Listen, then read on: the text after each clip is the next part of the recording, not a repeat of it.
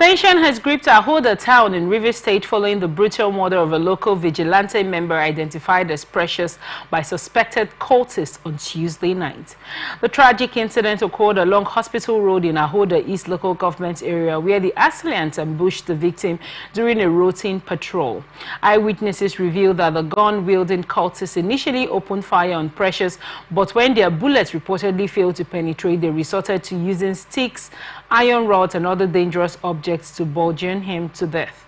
The source also disclosed that the deceased, who hailed from Ihieke community in Ula, Okpata Kingdom, had reportedly been on the radar of the suspected cultists before the attack. The incident has sparked panic in the area, with many residents fleeing their homes for fear of reprisal attacks. So far, neither of the rival cult groups, Iceland or Greenland, has claimed responsibility for the attack. Confirming the incident to newsmen, spokesperson for the Rivers State Police Command, Grace Ingiringe Koko, said the victim was rushed to the hospital where he was certified dead by the doctor on duty, adding that his body has now been deposited in the mortuary. She further added that the Commissioner of Police, Olugbenga Adekboju, has ordered the area commander and tactical units to ensure that the culprits are arrested and brought to book. Federal government has reiterated its commitment to enhancing collaboration with indigenous oil service providers in Rivers State as a critical strategy to boost crude oil production and drive the growth of the oil and gas sector. The Minister of State for Petroleum Resources, Oil, Senator Heineken Lokbobiri, made this assertion while inspecting Geoplex oil field services and WCS facilities in Port Harcourt. The Special Assistant on Media and Communication to the Minister, Neamaka Okafor, disclosed this in a statement, said Lokbobiri stressed the importance of supporting indigenous service providers to achieve the nation's production targets and commended Geoplex Oilfield Services for its state-of-the-art facilities and commitment to global standards, noting that the company is well equipped to compete favorably with international oil service firms. The statement added that the inspection provided insight into the critical role indigenous firms play in Nigeria's oil and gas industry. However, the minister highlighted the need for a conducive business environment and sustained investment to empower local service providers. He noted that fostering these partnerships is important to achieving Tinubu's administration's objective of revitalizing the oil sector and restoring Nigeria's position as a leading oil-producing nation in Africa. Political analyst Okechukwu Edenkwo says activities of the Rivers State APC chairman Sir Tony Okocha adhere to the state's High Court's ruling and the APC Congress as the appeal court supersedes both federal and state high courts' ultimatum to resign his position. Azuta Mbata received the ultimatum from a group, the Rivers State Restoration Movement. The group's ultimatum is coming barely 72 hours after the Ikwere-born former politician was elected President General of the Apex Igbo Socio-Political Organization. A statement by RRM's Director General and Secretary Johnson Georgeville and Sarina Akpata respectively said the election of the new President General of Ohanese is disturbing and disgraceful. The group disclosed that its members will stage the largest protest in Rivers State, Abuja and all United Nations facilities against Azuta Mbata's victory at the elections. The group also alleged that the Rivers State Governor Siminalaye Fubara has been perpetrating injustice against the people through Azuta Mbata's election as Ohanese's President General.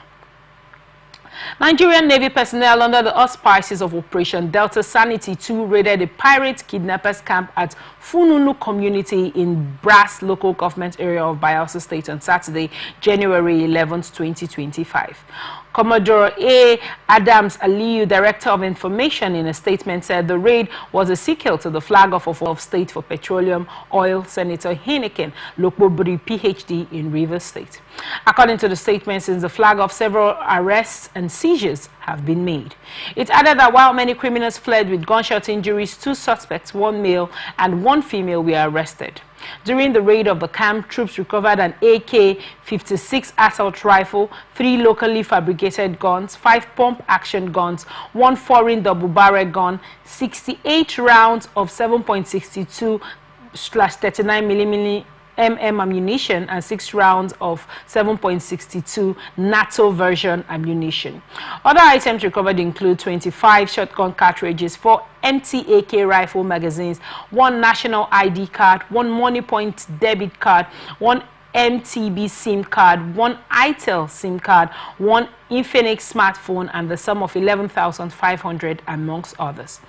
The Chief of the Naval Staff, Vice Admiral Emmanuel Ikechukwu Ogala, reiterated that the NN will continue to work assiduously to eradicate criminal activity in Nigeria's maritime space. Cross River Command of the Nigeria Security and Civil Defense Corps says it arrested no fewer than 126 persons for various offenses between January and December 2024. The command spokesperson John Eremi disclosed this in an interview with newsmen in Calabar.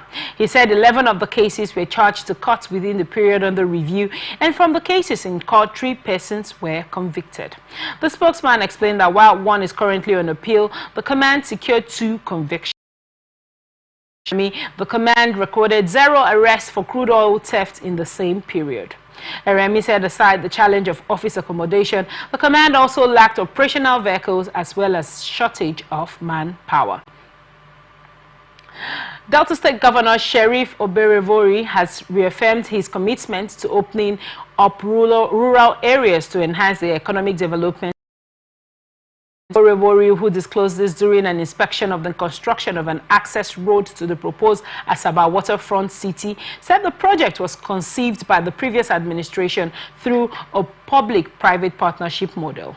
He said it is his strong commitment towards opening up rural areas to enhance the economic development of their rural dwellers, adding that Asaba is becoming very attractive to property developers who are coming from Lagos to Asaba, because Asaba today is housing most of the people from the southeast. The governor also said the state government's role was to construct a 6-lane access road to the new city, where the developers were expected to develop the city. Economic and periodically at the venue of the court. A statement by the state acting chairman of the party, Jarrett Tenebe, and made available to newsmen in Benin City, noted that a tribunal is a sacred place where justice is meant to be administered impartially. According to him, today's shooting incident within the venue of the governorship election tribunal in Benin